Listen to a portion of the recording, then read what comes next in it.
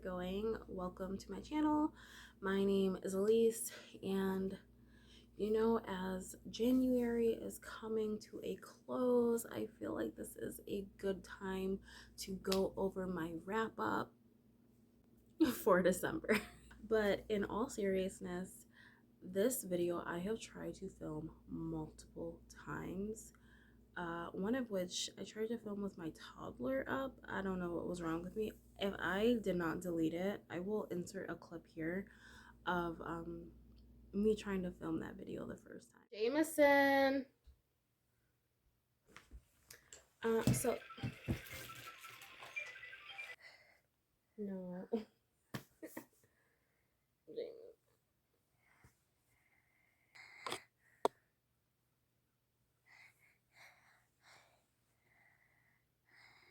Today I'm home alone, so I figure this is the perfect time for me to film this. December was not a great reading month. It wasn't terrible, but it wasn't that good.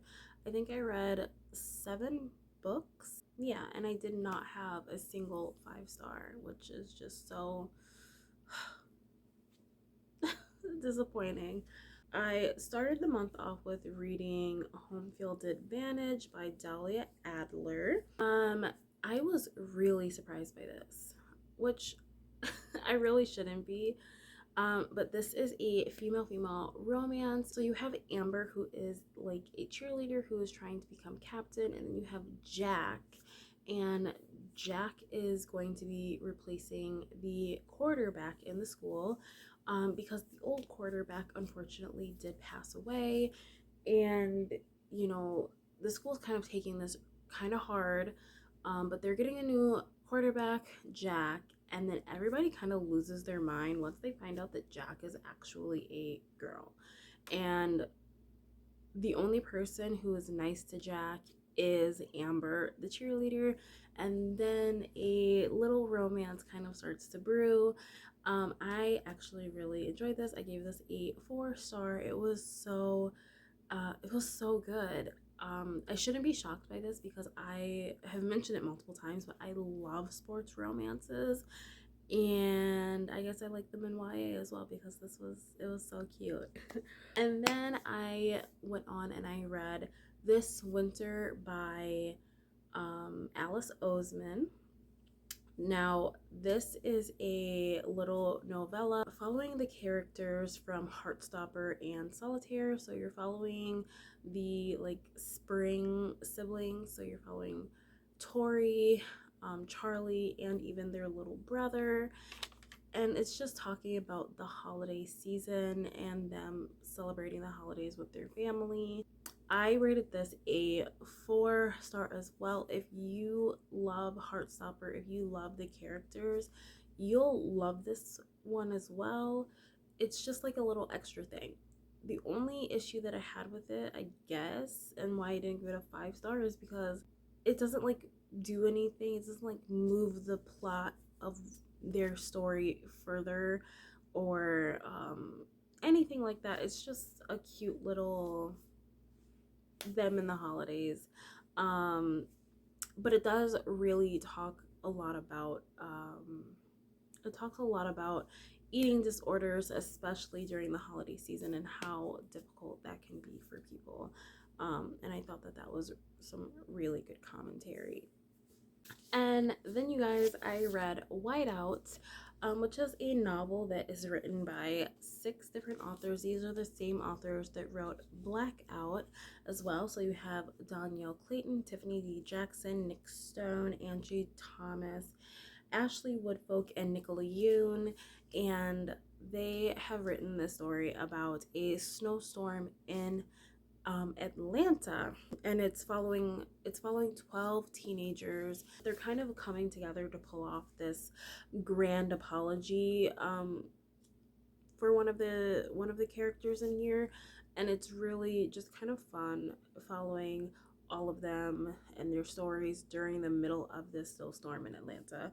It is a really good time. I rated this a 3-star because I did like it, you guys. But yeah, I really did enjoy it. So I rated this a 3-star. Okay, and then I read The Romantic Agenda by Claire Kahn. So in this, you are following Joy, and Joy is in love with her best friend Malcolm. And when Malcolm invites her on a getaway, she thinks that this is the time where he's going to maybe confess his love for her, but instead he is inviting his new girlfriend Summer on the trip, and it's going to be a chance for Joy and Summer to finally meet each other. And Summer is also bringing her best friend Fox. And this is a fake dating romance. So Joy and Fox have this like fake dating scheme to try to maybe make Malcolm a little bit jealous so then he can confess his love for Joy. I rated this a 4 star. I thought it was great. And what really adds like that added element onto it is that Joy and Malcolm in here are both asexual, and there's so much good like asexual commentary in here. It's so good. At least I think it's good. I'm not asexual, so I don't know, but the things that, you know, were said in here I thought were really good, and I really appreciated all of the commentary. And then I read Talk Santa to Me by Linda Urban. And in this, you are following Francie as her family runs this holiday shop. I rated this a 2 star. I really didn't enjoy this book at all. I kind of felt like it was completely pointless in a sense. Like there was a little bit of a romance in here, but it wasn't a romance book. Like it was just a small little bit. And there's not really much to it. It's just you're kind of following this young teenage girl as her family runs this holiday shop. And that's kind of all that there is to the story. And I kind of just found it more boring than anything. There wasn't really a lot that was going on. So I rated this a 2 star. And then I read Now That I Found You by Christina Forrest. And in this, you are following Evie. And Evie is this up and coming star. She is, you know, going to be the next big thing. And then she is betrayed and she's completely blacklisted. So she tries to get the help from her grandmother, who is this well-known, beloved like actress from way back in the day, who is now more of a recluse and doesn't go out, but she's trying to get the help from her grandmother to help her salvage her career. Well, when she goes to visit her grandma, something happens and her grandma ends up like completely disappearing, completely just leaving out. And so Evie enlists help from Milo, this musician, to try to find her grandmother so then she can salvage what is left of her career. I liked it. I thought it was cute. I gave it a 3 star. I did think Evie and Milo were super cute together. And then lastly, I read For All Time. Put it here. I forgot the author's name. I read For All Time. And this one was a really different one. So you were following two teenagers through 4 different timelines.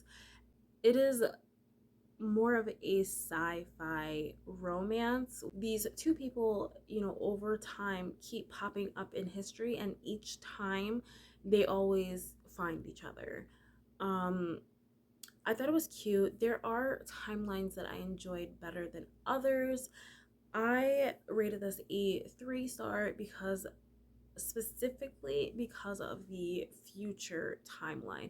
That timeline of them way in the future was so confusing and just so like jumbled, and I had absolutely no clue what was happening in that timeline.